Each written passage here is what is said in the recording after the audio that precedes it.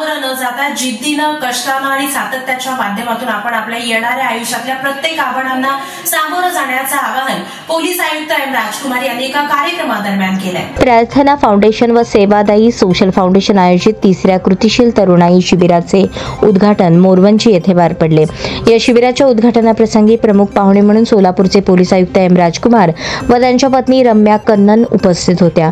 दीप प्रज्वलन करून कार्यक्रमाची सुरुवात करण्यात आली।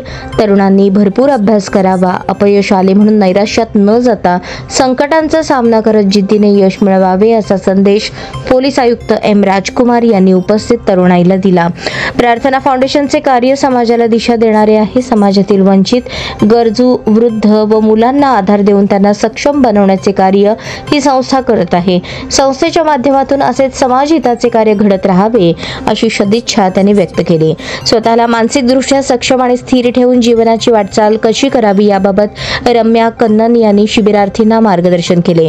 तरुणाईमध्ये सामाजिक भान निर्माण करण्यासाठी आणि त्यांचा व्यक्तिमत्व विकास व्हावा आणि त्यातून एक समाजभान जपणारी सक्षम पिढी निर्माण व्हावी यासाठी कृतिशील तरुणाई शिबिराचे आयोजन केले जाते। कृतिशील तरुणाई शिबिराचे हे तिसरे वर्ष आहे। या शिबिरासाठी महाराष्ट्रभरातून सामाजिक विचारांची स्वतःत बदल करून समाजात कृतिशील बदल घडवू पाहणाऱ्या तरुण तरुणींचा यात सहभाग असतो।